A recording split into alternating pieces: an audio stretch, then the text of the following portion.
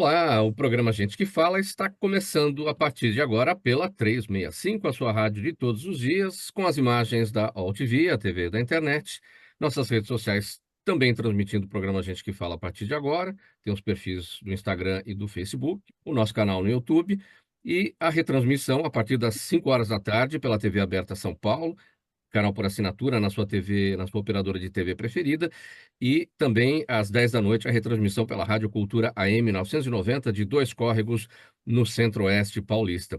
O nosso convite pela próxima hora para você ficar com a gente, curta, comente, compartilhe a transmissão do programa Gente que Fala nas plataformas digitais, interaja, faça perguntas aqui pelo nosso WhatsApp aos nossos entrevistados e entrevistadas de hoje, 973350038 é o número, mais uma vez, 973350038.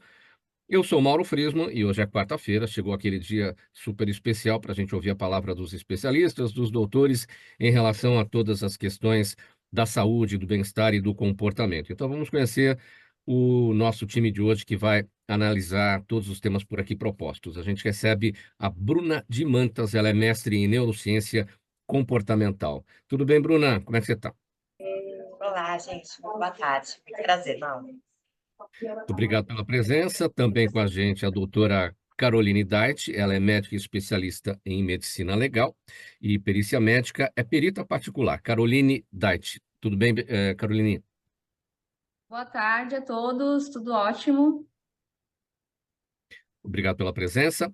Alexandre Pires também com a gente, sócio fundador e diretor comercial da ACG Home Care. O Alexandre está em Porto Alegre. Como é que você está aí, Alexandre? Oi, Mauro, um prazer estar aqui com vocês. Obrigado pelo convite aqui de participar do Gente que Fala.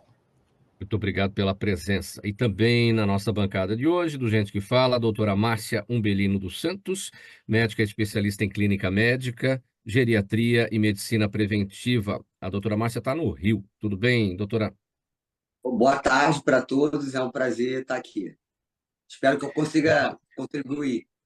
Certamente. Todos contribuirão a partir de agora aqui com os nossos temas. Vamos conhecer o primeiro aqui nessa quarta-feira, sempre com os assuntos da saúde, do bem-estar e do comportamento. Olha, pessoal, hoje é celebrado o Dia Internacional do Autocuidado. A data é dedicada à conscientização sobre as práticas diárias que promovem a saúde física e mental, como alimentação saudável e balanceada, exercícios físicos regulares, sono adequado, meditação e hobbies relaxantes. Estudos indicam que esses hábitos estão diretamente ligados à melhoria da qualidade de vida e à prevenção de doenças crônicas, como a hipertensão e o diabetes. Então, nesse dia do autocuidado, doutora Márcia, a mensagem é prevenção, né? Você que atua com a medicina preventiva, qual é o alerta que a gente deve fazer para a nossa O audiência? ideal sempre da medicina é a prevenção, né? Até uma relação a custo para uma saúde pública de um país, a prevenção é sempre a melhor ideia. A prevenção se faz com a mudança de hábitos, né? Então, evitar bebida alcoólica, fast food, mas o mais importante é a gente falar da importância do exercício físico, que não é mais uma opção, é uma necessidade, da importância, e todas as especialidades falam isso hoje, da qualidade do sono,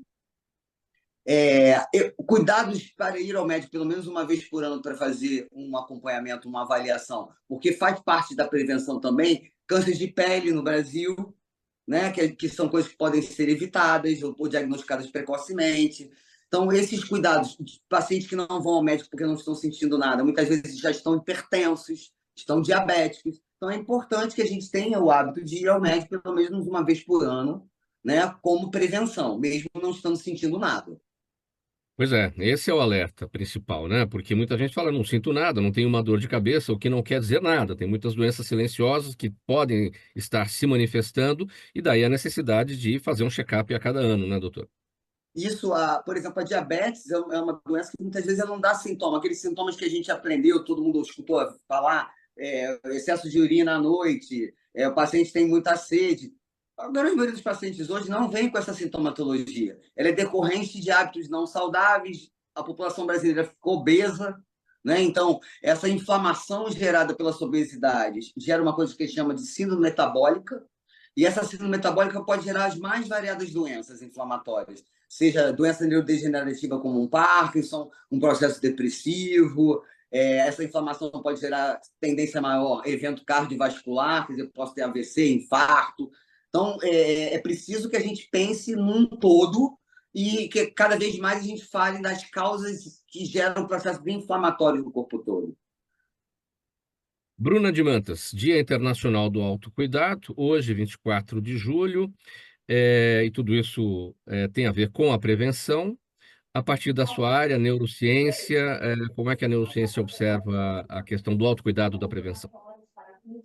Complementando o que a doutora Márcia trouxe, Mauro, eu acredito que um dos grandes problemas que a gente tem hoje em dia é o que eu chamo de sedentarismo mental, né? Que é essa questão que a gente acaba se acomodando no mais do mesmo. E toda vez que a gente para de estimular o nosso cérebro a fazer diferente, a fazer coisas novas, a aprender o tempo inteiro, a gente está gerando um estancamento da neuroplasticidade, que é essa capacidade de se adaptar e flexibilizar de um cérebro, que faz um cérebro saudável. Então, quando a gente se adapta à nossa rotina e a gente vive só no confortável, a gente não se estende a nada que seja desconfortável, tentar um exercício físico diferente, se alimentar de forma mais saudável, fazer as coisas que a gente sabe que são importantes, a gente acaba privilegiando um cérebro que pode ficar doente muito mais rápido. Sim. Doutora Caroline Dait, o Dia Internacional do Autocuidado, a sua mensagem a respeito desse tema. Falando sobre prevenção, trazendo aqui a área da perícia médica, é claro que é um assunto que a maior parte das pessoas desconhece, mas a perícia médica ela pode ajudar muito na prevenção, afinal, nós estamos ali lidando com pessoas que têm sequelas, muitas vezes até decorrentes de práticas, né, que podem ter acontecido em hospitais, ou de doenças mesmo, então nós conseguimos ter um olhar, né, para aquela história toda, né, voltando lá para o início, entendendo todas as causas que levam, né, a um desfecho ruim. Então, a perícia médica ela pode ajudar e colaborar muito, sim, na prevenção. Um olhar também para a questão dos acidentes evitáveis, né? Aqueles acidentes que, justamente por uma falta de prevenção em relação à saúde, poderia não ter acontecido, né? Exatamente. Então, esses eventos adversos, até mesmo o chamado erro popularmente, né? Erro médico, mas que nem sempre é do médico, mas os danos associados aos cuidados de saúde. Então, uma pessoa que vai buscar algum tratamento e acaba tendo aí um desvio que traz para ela, às vezes, uma consequência pior do que ela tinha antes. Então, a perícia médica, apesar de atuar lá na ponta, fazendo a perícia, avaliando o resultado final, nós temos uma visão, eu como perita particular atuo principalmente em casos que envolvem essas situações, né, de tratamentos médicos, hospitalares, então consigo ter um olhar retrospectivo e saber quais os pontos, né, de maior atenção que uma instituição hospitalar ou que o médico deve ter para contribuir, né, para a prevenção. E no mundo, né, realmente existem estatísticas, né, de grande quantidade desses eventos que acontecem decorrente da própria prática médica, né, ou de outros cuidados de saúde. E sobre políticas públicas para o autocuidado, você falou em um olhar retrospectivo, né? Quer dizer, isso promove mapeamento, promove um desenho da situação, um cenário que pode contribuir com a formação de políticas públicas. Como é que vocês criam essa interlocução com as autoridades?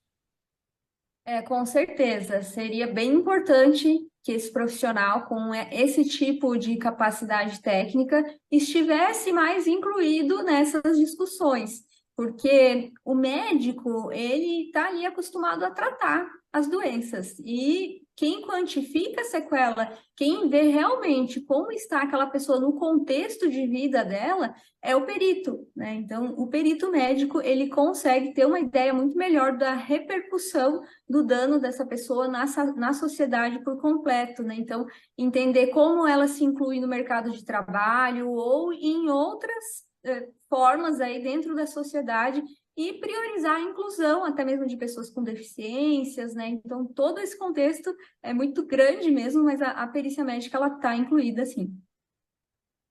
Alexandre Pires, a partir da sua área, o cuidado domiciliar, qual é o alerta, a análise a respeito do Dia Internacional do Autocuidado, com foco na prevenção?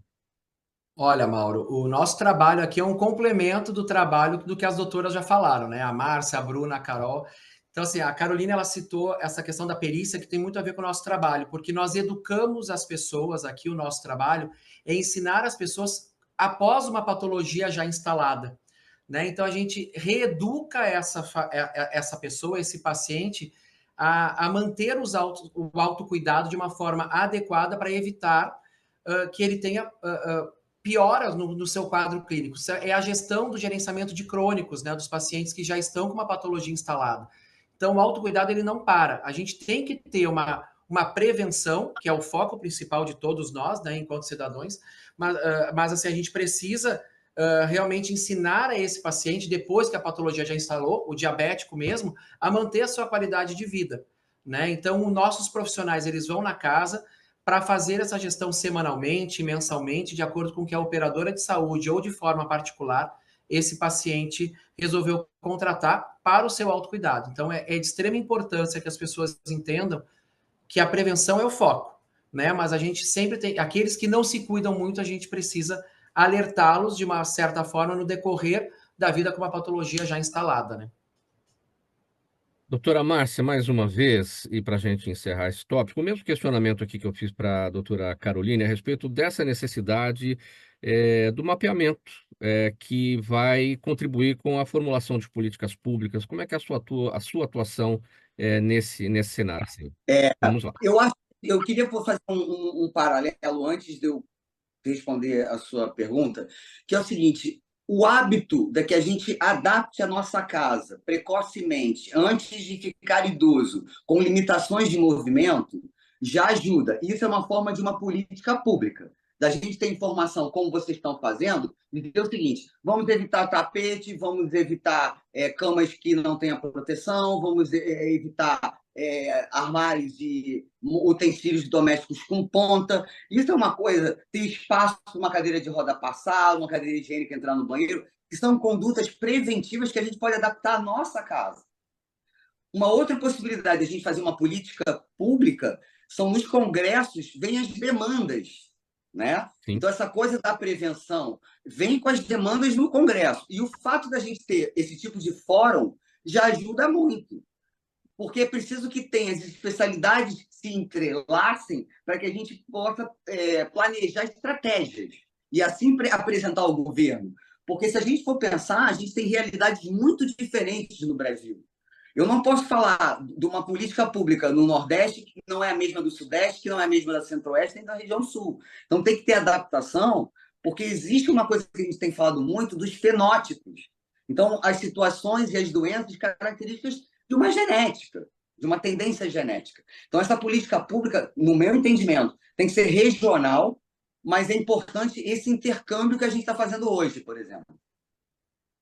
Muito bem, programa Gente que Fala, edição de quarta-feira, com os assuntos da saúde, do bem-estar e do comportamento, aqui para você pela 365, a sua rádio de todos os dias, TV, TV da internet, redes sociais, Instagram, Facebook, tem o nosso canal no YouTube, está tudo no ar, tem a retransmissão pela TV Aberta São Paulo, canal por assinatura na sua operadora de TV preferida, a partir das 5 da tarde, e às 10 da noite a retransmissão pela Rádio Cultura AM 990 de Dois Córregos, no Centro-Oeste paulista. Vamos seguir aqui para o nosso próximo assunto. Olha, gente, assim como o corpo precisa de exercícios físicos para se manter saudável, a mente necessita de estímulos para funcionar plenamente. O sedentarismo mental, um problema crescente agora nessa era digital, é caracterizado pela falta de atividades que desafiam e desenvolvem o cérebro. Vamos fazer uma comparação aqui. Um músculo enfraquece quando não é usado, da mesma forma que a mente inativa perde criatividade e capacidade de realizar tarefas complexas, resultando em diversos problemas. Bruna de Mantas, assunto para você tratar. O que acontece primeiro, geralmente? É o sedentarismo físico ou mental? Olha, vou te dizer que dificilmente eles estão separados, né? Uma pessoa que ela pratica o sedentarismo físico, ela se acostumou muito a ficar no conforto, né? Entre aspas, conforto desconfortável, de você não se desafiar numa coisa que talvez seja difícil para você. Eu sempre falo que, assim, uma das maiores características humanas é essa capacidade de adaptação e flexibilidade do cérebro, que a gente chama de neuroplasticidade. E a neuroplasticidade, ao contrário do que as pessoas pensam, não tem idade. Dá para ensinar truque novo para cachorro velho. A única questão é quanto da sua vida você dedicou a manter esse cérebro saudável, fazendo algo que ensine ele algo novo sempre, né? Então, o segredo da neuroplasticidade é você aprender sempre. E sabe, você falando aí de políticas públicas, eu acho interessante, porque se você pensar, você se desafiar a aprender sempre é de graça. Porque você pode aprender qualquer coisa, escovar o dente com a mão contrária, um curso novo, um idioma, qualquer coisa que esteja disponível de graça no YouTube. Todas as vezes que você desafia seu cérebro a fazer algo diferente do que ele faz sempre, mas sustenta, isso é a palavra importante, o engajamento, a sustentação desse novo comportamento para que ele vire um aprendizado, você está deixando seu cérebro mais saudável e mais longe de demência. Você está falando desses desafios, ou seja, desses estímulos para que o cérebro de fato seja exercitado. Agora, quando esse estímulo não acontece, como é que a gente pode perceber que o cérebro está devagar, né? Está como um músculo que está inativo ali? Então, na verdade, a gente tem dificuldade de entender isso, porque a gente tem uma tendência a achar que quando a gente... Normalmente as pessoas hoje vivem ansiosas e com medo e preocupadas. E aí você está o tempo inteiro pensando, e as pessoas acham que isso é um cérebro ativo.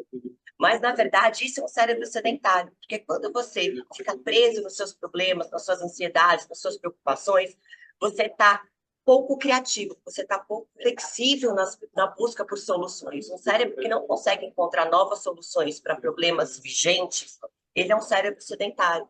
Então, é esse o desafio. O ponto aqui não é você não pensar, ou porque o sedentarismo está ligado a uma menor inteligência. Não. Ele está ligado a uma falta de fazer novo, fazer coisas diferentes do que você sempre faz. Então, Eu esse tema queria está fazer uma parte. justamente... Pode falar, doutora Márcia. E é preciso que essas tarefas, esses desafios cerebrais, sejam prazerosos para o cérebro. Sim. Isso é uma informação, no meu entendimento, enquanto geriatra, muito importante. Porque não é palavra cruzada para todo mundo e nem sudoku para todo mundo. Existem lugares que fazem exercício para memória, que você vai lá 2 vezes na semana, faz pelo computador. O desafio de você ter uma linguagem digital ajuda muito. Então, são estímulos cerebrais que gerem prazer para esse cérebro. Uma outra coisa, enquanto geriatra, que eu percebo nos dias de hoje, é uma falta de estímulo, porque temos excesso de estímulo numa rapidez que o nosso cérebro não está preparado. Então, um excesso de informação também pode gerar uma imobilidade cerebral, uma perda dessa neuroplasticidade no primeiro momento, porque tem acúmulo de informação no HD. Então, para mim, exercício físico é fundamental, inclusive para a neuroplasticidade. Porque quando, por exemplo, você executa um pilates, você tem que se concentrar no exercício, concentrar na respiração, fazer o alongamento e tem o estímulo muscular, que a gente sabe que tem relação com o cérebro. O exercício de resistência, de força. Então, eu acho que isso também é importante, que sejam tarefas que estimulem esse cérebro de desafio com prazer. Eu acho que isso é fundamental. Exatamente, doutora Márcia. Eu falaria Pode que é importante você estimular seu cérebro nos vários âmbitos, né? Então, a doutora Márcia trouxe o Pilates. O legal da atividade física é que ela estimula o cérebro, tanto na parte de concentração e foco, como na parte de coordenação motora, que são áreas distintas do cérebro, que precisam de coordenação para poder funcionar cada vez melhor. Então, quando você pensa no sudoku, você está estimulando o raciocínio lógico.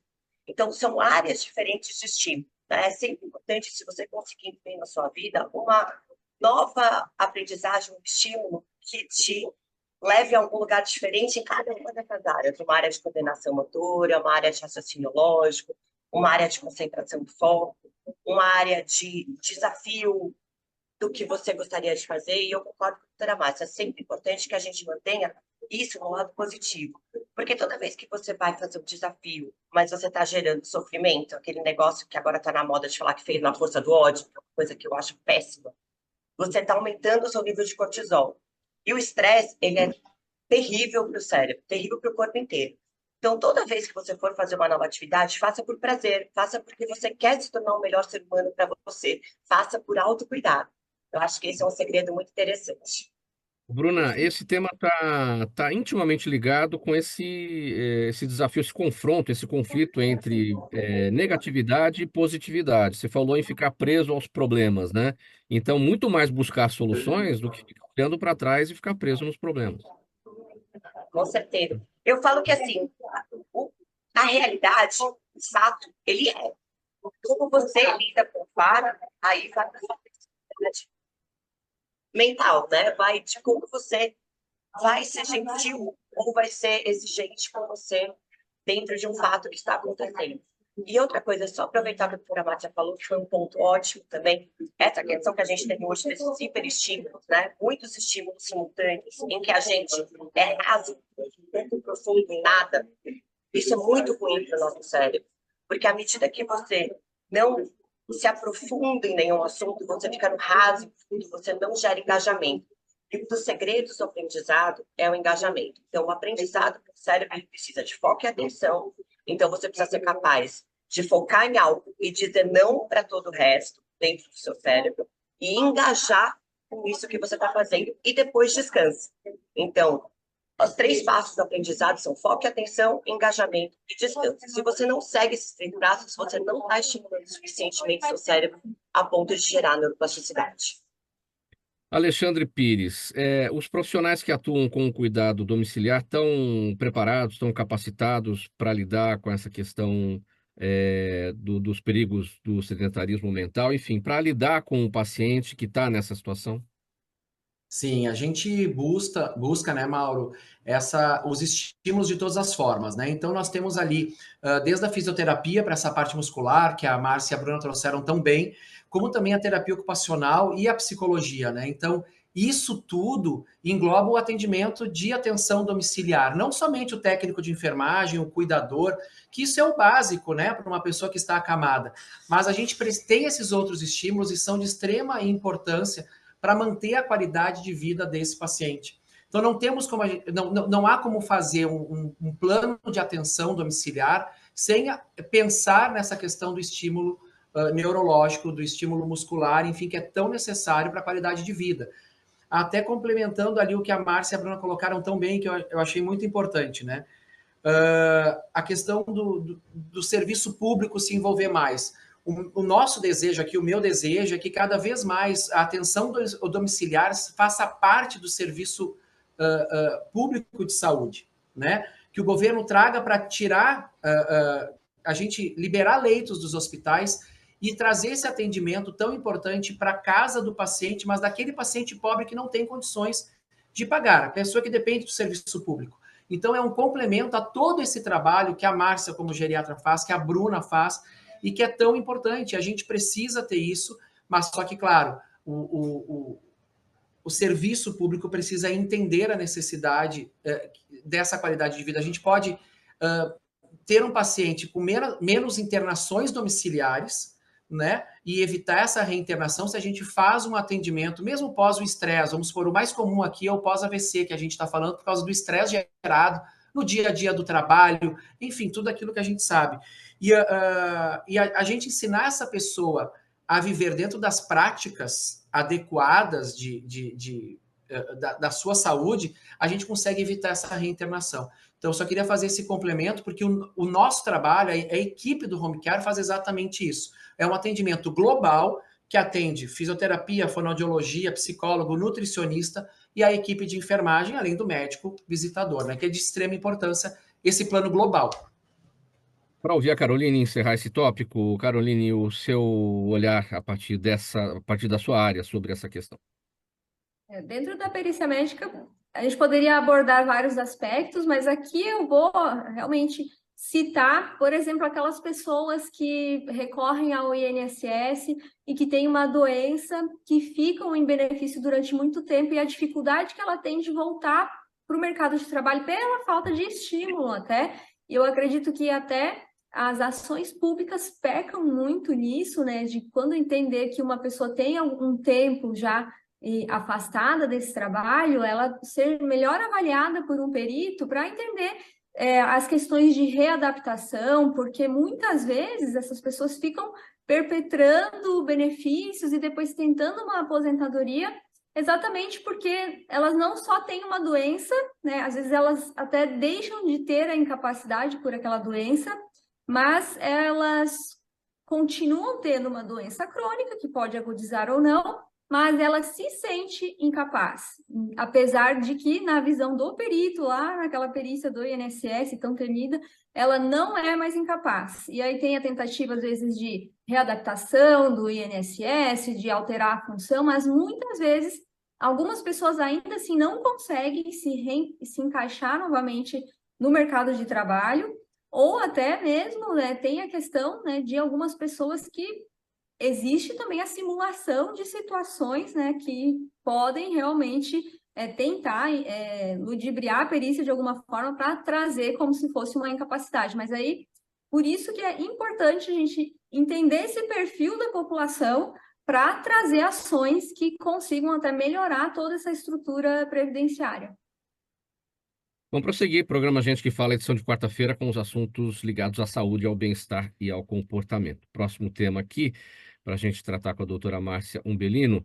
Olha, pessoal, a decisão do presidente Joe Biden de não disputar a reeleição americana veio em meio a rumores de que ele poderia estar apresentando sintomas de Parkinson ao enfrentar falhas de memória e dificuldades de articulação durante o debate eleitoral e em vários eventos públicos dos quais Biden participou. O Parkinson é uma doença neurodegenerativa crônica e progressiva que afeta o sistema nervoso central, particularmente nas áreas do cérebro que controlam os movimentos, e leva à perda de células nervosas produtoras de dopamina, que é o neurotransmissor essencial para a coordenação motora. Doutora Márcia Umbelino, é difícil cravar essa situação. A gente precisaria saber exatamente o que o presidente Biden está fazendo em relação a essa busca aí para entender o que é que está por trás dessa dificuldade que ele tem apresentado aí nos últimos tempos. Agora, qualquer doença degenerativa, qualquer demência, qualquer tipo de demência nessa fase, ele está com 81 anos de idade, né? Não é muito cedo, não? Não, a média dos quadros demenciais como um todo é a partir dos 60 anos, 65 anos. Em relação específica em relação ao Biden, é por conta de alguns sintomas que a gente já detecta. O diagnóstico não é fácil, tá? Porque o diagnóstico do Parkinson é um diagnóstico clínico, assim como a grande maioria dos quadros demenciais, o diagnóstico é clínico, não é de imagem, a imagem ajuda. No Parkinson, você tem que ter uma lentidão de movimento que ele apresenta, uma rigidez, ele teve múltiplas quedas ao longo de um período, né? E você tem o tremor, que muitas vezes é aparente, outras vezes não. Mas você vem com outros sintomas, por exemplo, uma mudança que não tem na fisionomia, que a gente chama de um embotamento, que ele tem essa fisionomia, você não vê uma expressão naquele rosto, uma lentidão para falar. Uma outra coisa que acontece com a deficiência de dopa, não necessariamente uma depressão pode ter isso também, é que o paciente muitas vezes ele escuta, mas ele não entende. Ele leva um tempo para esse déficit de dopa de entender o que a gente está falando, construir uma retórica de resposta para poder ser uma pessoa clara no que ele está dizendo. Então, às vezes, ele perde essa linha de raciocínio no meio da frase ou no meio do pensamento. Então, as doenças neurodegenerativas, elas são de difícil diagnóstico. Foi muito interessante ter na mesa debatedora uma médica que faça medicina legal, porque eu tenho algumas situações que a gente dá o laudo e quem está lá do outro lado como perito, muitas vezes não identifica como sendo uma doença de Parkinson, mas porque o paciente está em tratamento, já está em controle de medicamentos, né? Então, quanto mais informação a gente troque, melhor. Agora, a doença de Parkinson, eu tenho visto um aumento muito significativo de casos. A gente sabe que um processo depressivo, que tem aumentado muitíssimo, principalmente pós-pandemia, pode aumentar em 3 vezes a chance de desenvolver uma doença de Parkinson, de um processo depressivo. Então, se a gente fica alerta que as doenças neurodegenerativas, o diagnóstico é mais clínico do que de imagem. E é preciso que a gente fique não condescendente com a falha de memória, achando que é compatível com a idade. Eu digo que nada é compatível com a idade, porque se fosse assim, todas as pessoas da mesma idade teriam as mesmas doenças. Né? Então, o Parkinson foi levantada essa hipótese, porque ele pode mexer um pouco com a cognição e gera essa lentidão do movimento, de equilíbrio, queda, uma rigidez. O paciente ele não tem um movimento muito tranquilo, o movimento dele é por partes, que a gente chama. Então, por Sim. isso se levantou a ideia de Parkinson. O Alzheimer traria sintomas diferentes. Os esquecimentos seriam também aparentes, mas esse comportamento, as quedas e a forma como ele se movimenta não seriam sinais de Alzheimer. Não, o Alzheimer ele não apresenta alterações motoras, a não ser que o paciente esteja numa fase muito avançada. O Parkinson não. Existe uma demência parkinsoniana, que é Sim. uma demência mais arrastada, e tem muito mais a ver com essa interpretação e uma retenção da memória recente. O Alzheimer é muito mais relacionado à cognição, à memória, principalmente da memória que a gente está conversando agora, que a gente chama de memória de trabalho, que eu posso ou não colocar sedimentado no meu cérebro. Isso vai depender, inclusive, da minha qualidade de sono. Porque nós estamos conversando hoje, se eu dormir direito, eu sedimento a minha memória. Quanto tempo demora para o Parkinson se manifestar a partir do momento em que ele se instala? Ele está lá presente, latente, mas ainda não está trazendo sintomas. Qual é o período, o prazo? Olha, a gente não tem como definir isso. As doenças neurodegenerativas, elas funcionam normalmente como platôs, que a gente chama. Ela fica numa fase, independente se você está fazendo medicamento ou não, ela evolui, e aí pode ser em 1 mês, 2 meses, 6 meses, anos. A gente não tem um padrão. O que eu posso dizer para vocês é que já se sabe que uma alteração do olfato, uma perversão do olfato, por exemplo, começa a sentir cheiro de fumaça num lugar que não tem, ou uma perda do olfato, ou numa polissonografia, movimento das pernas inquietas, que é uma causa de insônia, pode me ligar um alerta de que daqui a 10 anos o paciente tem uma tendência maior a desenvolver um quadro de Parkinson. E se junto a isso o paciente tem processos depressivos, de recidivas de processo depressivo, maior chance. Então é preciso que a gente fique sempre prestando atenção nesse paciente. Bom, certamente, doutora Márcia, o Joe Biden já deve estar em tratamento, já deve estar passando aí com os especialistas para tentar entender o que é que está acontecendo, né? Provavelmente, porque o Parkinson ele tem medicamentos que são efetivos no controle dele hoje. Diferente da medicação do Alzheimer, que há 20 anos a gente não tem nada novo.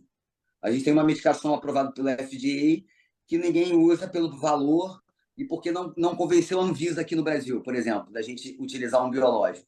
Então, não temos medicação nova há 20 anos. Diferente do Parkinson. Nós temos boas medicações que controlam bem esse paciente por um período grande. Eu tenho paciente aqui de mais de 12 anos de Parkinson controlado.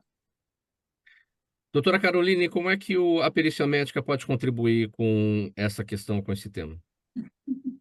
Com certeza, as demências, elas estão dentro de várias áreas que podem ser exploradas dentro da perícia. Então, desde a necessidade da própria interdição de uma pessoa que não tem mais a capacidade para atos da vida civil, até aquelas pessoas que começam a ter uma perda mais leve, né, e que aí necessitem talvez de um afastamento laboral, ou o final da doença, que pode ser necessário aí a realização de uma perícia de home care para avaliar se essa pessoa realmente, né, precisa daquele cuidado de saúde. Então, muitas vezes o plano de saúde quer negar os cuidados, né, dessa pessoa e a família contrata um perito ou até mesmo aciona judicialmente e aí, assim, um perito vai fazer toda essa avaliação.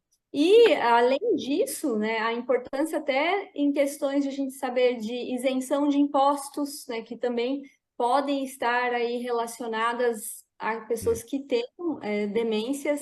Então, a perícia médica, ela lida no dia a dia, né, bastante próximo dessas doenças. E como a própria doutora falou anteriormente, né, então, muitas vezes o perito ele não enxerga alguma coisa que o médico da clínica, às vezes, tenta colocar em um relatório. Às vezes o perito recebe relatórios, né, que alguma informação a mais ali faria bastante diferença para ele, mas o médico na clínica ele não consegue expor exatamente pela falta da base de perícia médica que os médicos têm na faculdade, ou até mesmo o entendimento, né, do que é doença e do que é incapacidade. Então, ter uma doença não significa que eu sou incapaz para todas as atividades laborais, né, e nem significa ser incapaz, ter uma doença. Então, são muitos aspectos aí que realmente podem ser avaliados na perícia. Sim. Alexandre Pires, como o cuidado domiciliar pode contribuir com o diagnóstico do Parkinson e de outras doenças degenerativas?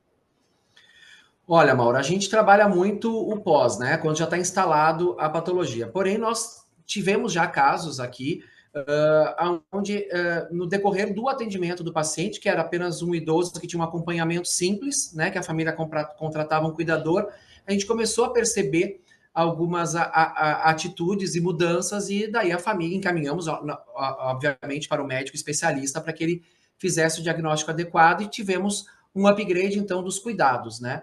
Mas, volto a dizer, acho que essa prevenção, esses cuidados e esse lado social, ele precisa entrar cada vez mais. O que a doutora Caroline falou da perícia, né, do INSS, que às vezes até fornece o atendimento de atenção domiciliar para alguns casos, depende realmente da questão da perícia, é de extrema importância, porque a gente sabe hoje, a doutora Márcia colocou muito bem a questão dos medicamentos de Parkinson, que nós temos novos aí que dão um resultado muito eficiente no tratamento. Então, a gente tem um apoio muito grande quando esses médicos realmente aplicam o tratamento adequado, né? E o Alzheimer a gente consegue realmente postergar alguma coisa, porque realmente a medicação ainda é falha, mas a gente consegue, no manuseio diário, trazer uma qualidade de vida melhor para esse paciente com Alzheimer. E é isso que a gente busca.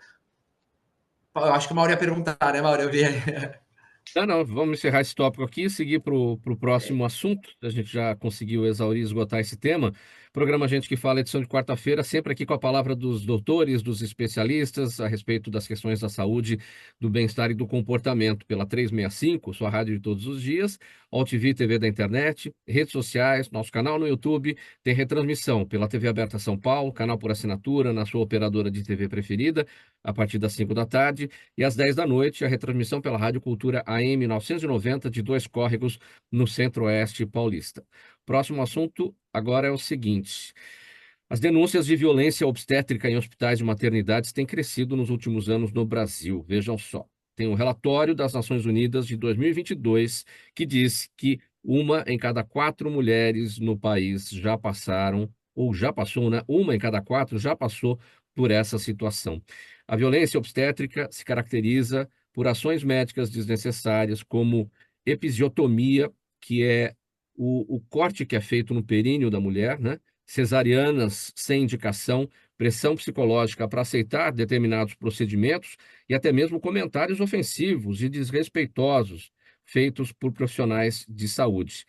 É um desafio a ser enfrentado, né, doutora Caroline? Os números crescem, os casos estão aí surgindo cada vez mais. Como lidar com esse tema?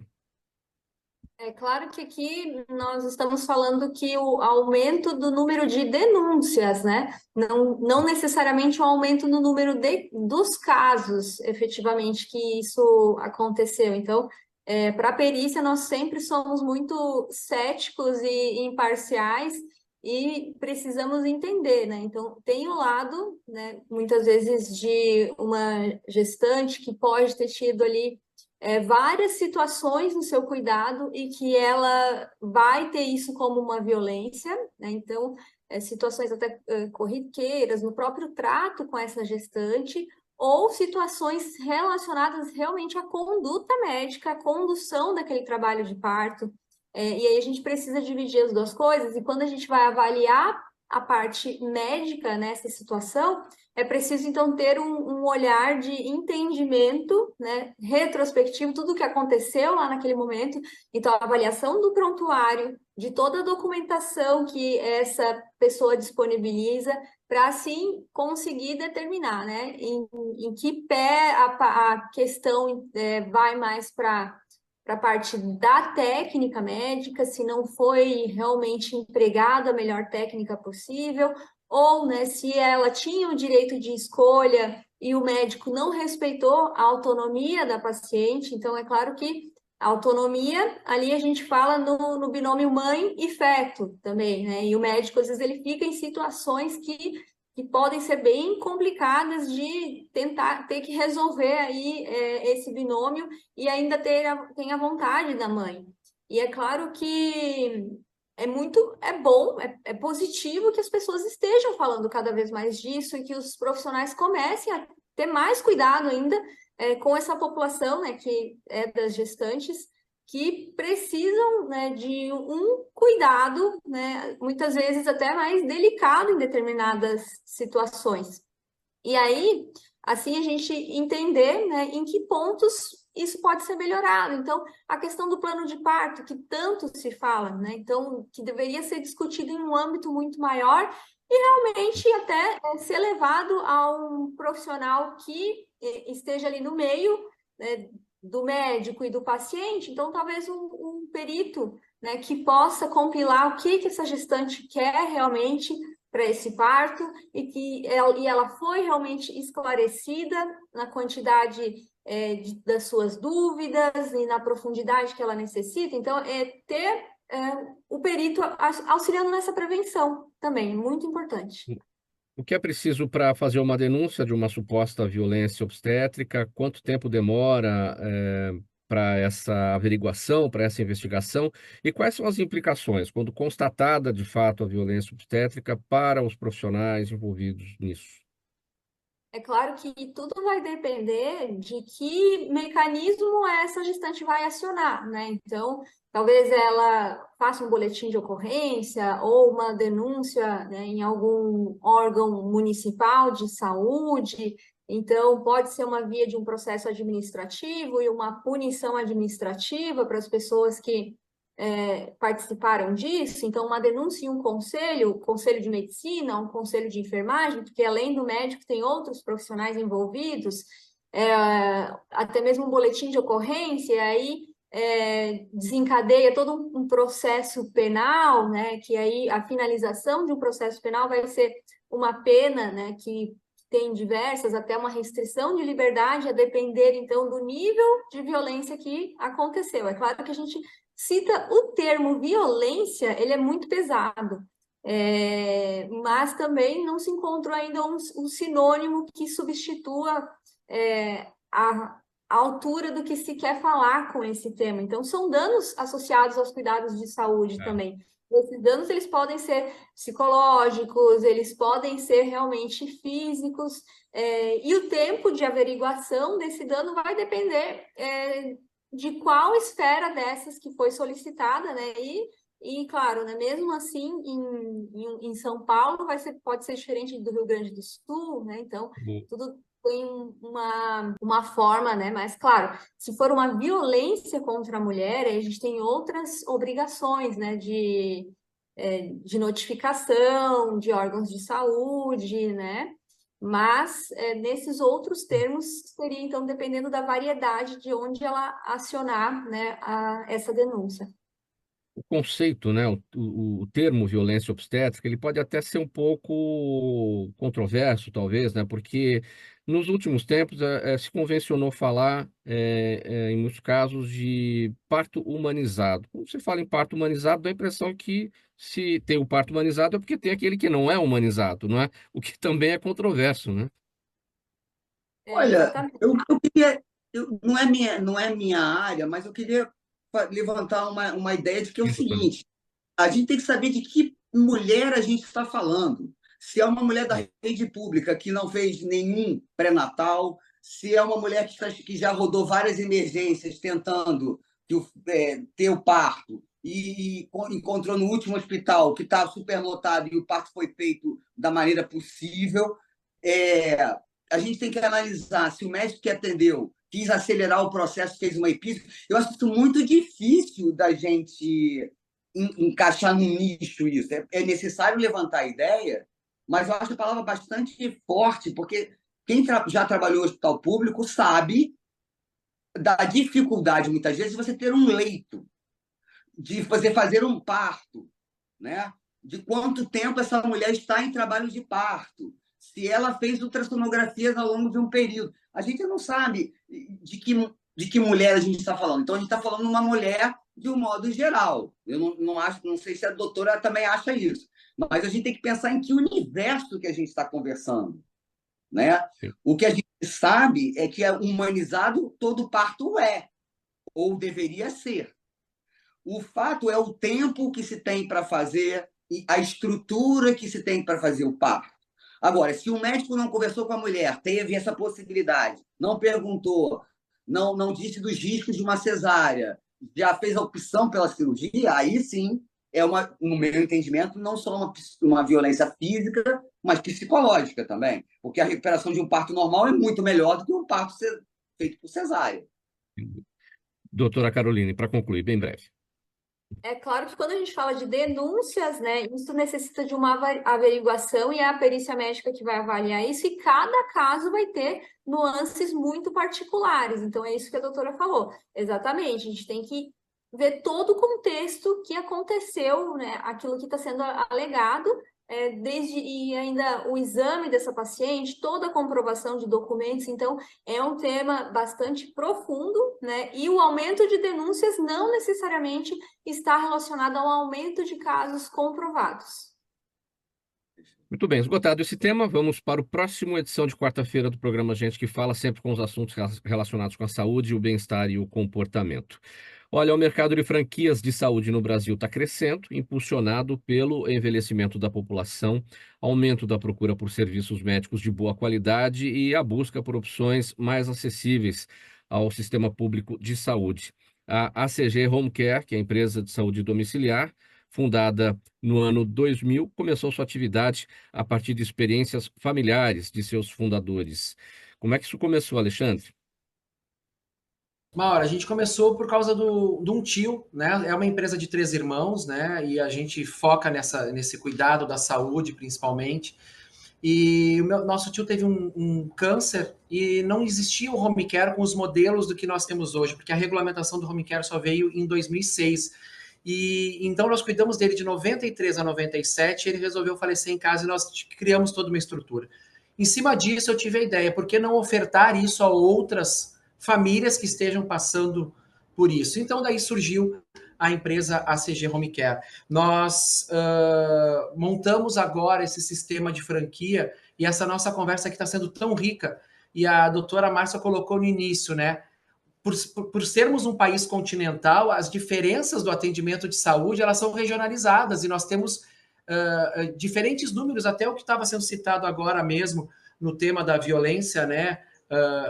Na questão do parto ali, é diferente em diferentes cidades brasileiras, né? Como é diferente o sistema de saúde. Então, a nossa ideia da franquia CG Home Care é para democratização do home care. Eu quero levar o home care para o interior, né? E dar essa oportunidade, que é onde está a maioria da população brasileira, ela está focada no interior do Brasil. E esse acesso a esse tipo de atendimento é muito importante, porque nós temos uma rede hospitalar muito pequena no interior.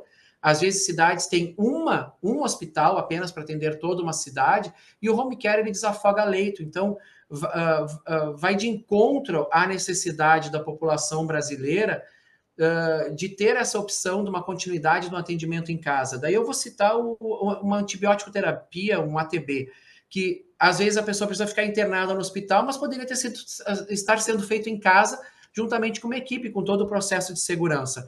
Então, as franquias, elas vêm nesse encontro, né? Não esquecendo que agora nós temos aí, através do último censo, 15% da população brasileira, ou seja, batemos os 30 milhões, são idosos, né? E uma porcentagem grande também ali do pessoal que eles contam, né? Os adultos dos 15 aos 59, né? E dos 60 a mais, esses 15%. Então, imagina a quantidade de pessoas com patologias. E também foi citado aqui algo importante que eu trago, que vem de encontro com o nosso atendimento de atenção domiciliar e dessa questão da democratização do home care, que é as patologias elas não têm mais a idade. A patologia só vai atingir o idoso.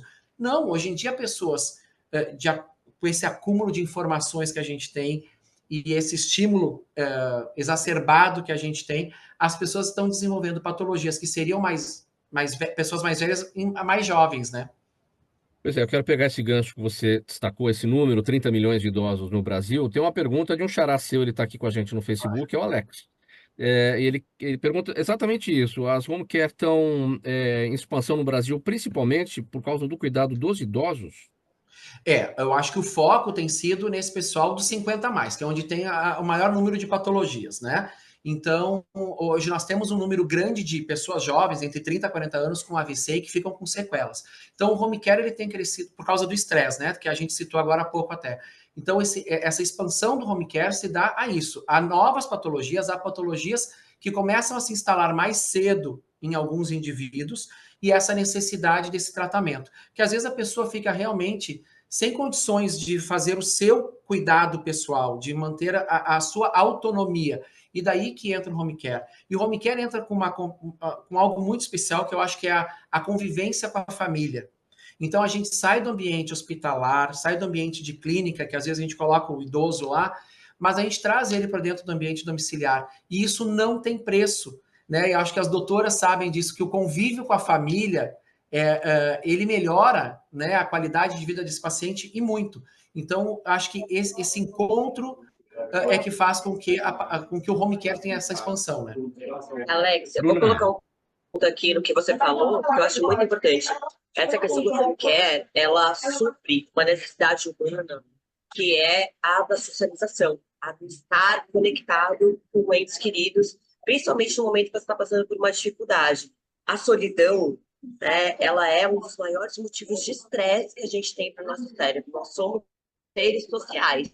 E como seres sociais, sociabilização, pertencimento é uma função cerne do nosso cérebro. Toda vez que a gente é retirado disso, que a gente se isola por qualquer motivo, e isso acontece muito na questão das patologias da terceira idade, que esses idosos eles são abandonados muitas vezes, né, em clínicas, em lugares onde eles vão experimentar a solidão, isso agrava muito a patologia, porque aumenta muito o estresse e traz uma deteriorização do seu cérebro de maneira mais rápida. Então, é muito importante que a gente olhe isso com muito carinho, porque o seu trabalho é tão importante também. Obrigado, Bruna, Bruno. Eu vou trazer uma curiosidade aqui que tem nos chamado a atenção do último ano, de 2023 e 2024 para cá. O número de pessoas que nos chamam para fazer um dia de atendimento ou 2 de pessoas jovens. Até acompanhamento em cirurgias, porque a solidão, eles estão sozinhos e eles não têm quem acompanhe eles no ambiente hospitalar para um procedimento. Então, eles entram em contato conosco para fazer esse acompanhamento. Então, a gente está num momento da sociedade muito delicado, onde a solidão faz parte do nosso dia a dia, por diversos motivos. Então, o home care, esse serviço, eu já tinha tido algumas coisas esporádicas, mas agora ela aumentou de uma forma muito grande para atendimentos específicos, né, para um acompanhamento. Então, isso nos chamou a atenção. É um dado que eu não tinha falado ainda, não tinha tocado, assim, ainda mais numa live, mas que é algo que também faz com que o home care esteja em plena expansão, né? Porque é algo novo que lá na frente a gente vai ter esse número de acompanhamentos muito maiores do que a gente imagina hoje. O doutora Alexandre, Márcia, que nos doutora dias de Márcia, hoje, bem breve aqui uma resposta aqui para nosso ouvinte. Maria Rosa Pires está no YouTube. Terapia ocupacional e psicoterapia, em especial para idosos, não deveria ser mais indicado? Bem breve a resposta para ela, por gentileza, doutora Márcia. deveria ser muito indicado porque ajuda muitíssimo. Só que o que acontece?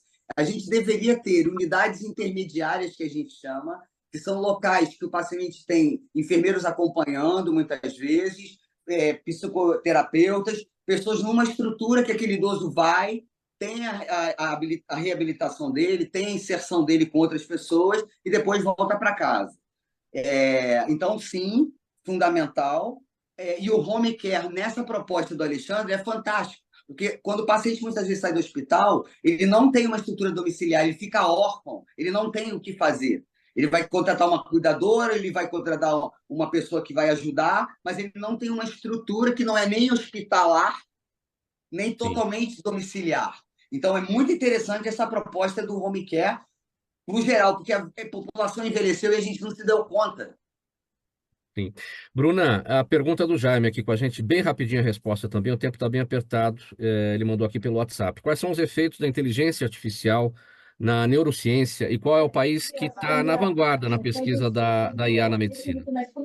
Nossa, gente, aí já é uma pergunta complexa. Eu diria que a inteligência artificial ela vem para agregar, ela não vem para substituir. Então, à medida que a gente consegue se expressar como seres humanos e manter a nossa criatividade, não existe inteligência artificial sem seres humanos, por enquanto. Então, vamos ficar menos apreensivos em relação a isso e tentar nos exercer como ser humanos na nossa plenitude, na nossa conexão. E doutora Caroline, a mesma ouvinte nossa aqui, que perguntou para a doutora Márcia, pergunta para você também, a Maria Rosa Pires. Obrigado, Maria Rosa. Ela está no YouTube.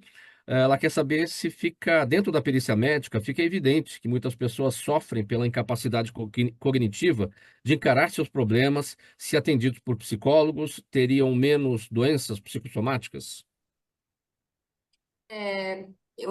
Eu entendi que ela quis falar se o psicólogo, né, atendendo as pessoas, então teria um benefício. E com certeza a equipe multidisciplinar, ela sempre é mais benéfica, né? Então, o trabalho sempre vai englobar diversos aspectos, né? E um deles aí, com certeza, os psicólogos são grandes aliados, né, para melhorar, né, e manter toda essa vigilância e o entendimento, né, disso que a gente está falando aqui, de conseguir se manter ativo e do diagnóstico até, auxiliar no diagnóstico precoce de algumas doenças. Gente, vamos colocar um ponto final aqui na nossa edição do programa Gente que Fala de hoje. Muito rapidamente, 5 segundos para as despedidas e os canais de cada um de vocês. Doutora Caroline. Agradeço muito a participação, falar de perícia médica aqui e abordando diversos assuntos assim tão diferentes. Foi uma satisfação e estou à disposição de todos aqui para quando precisarem de qualquer assunto relacionado à perícia. Bruna de Mantas, 5 segundos. Despedida e canais. Muito obrigada. Tudo vocês podem encontrar no Instagram, bruna.demantas. Doutor Alexandre, 5 segundos. Despedida e canais. Agradecer esse rico papo que a gente teve aqui e as redes sociais da CG, @CGHomeCare para qualquer rede social. Doutora Márcia, finaliza. É um prazer enorme ter participado com tantas pessoas competentes. E doutora Márcia Umbelino no Instagram. A gente tem um montão de coisa interessante lá. Muito Então, bom, foi um gente. Bacana. Obrigado, pessoal. Um ponto final aqui na nossa edição do programa Gente que Fala de hoje, quarta-feira, e desfilaram aqui os assuntos relacionados com a saúde, o bem-estar e o comportamento. O agradecimento a todos os participantes de hoje. Bruna de Mantas, mestre em neurociência comportamental. Doutora Caroline Dait, médica especialista em medicina legal e perícia médica. Ela é perita particular. O Alexandre Pires, sócio fundador e diretor comercial da ACG Home Care, e a Márcia, a doutora Márcia Umbelino dos Santos, médica especialista em clínica médica, geriatria e medicina preventiva. Programa Gente que Fala, sempre realização da ABCom, 23 anos no ar, apresentação minha, Mauro Friesman, pauta e redação, Luiz Ferro, Zenilda Salvato, nossa diretora de produção, jornalista Fausto Camunha, nosso diretor-geral, e você do outro lado, ouvinte, espectador, internauta, a razão da nossa presença sempre por aqui. A gente volta amanhã pela 365, sua rádio de todos os dias, AltV TV da internet, redes sociais, YouTube, retransmissão pela TV Aberta São Paulo, canal por assinatura na sua operadora de TV favorita, a partir das 5 da tarde, e às 10 da noite a retransmissão pela Rádio Cultura AM 990 de Dois Córregos, no Centro-Oeste paulista.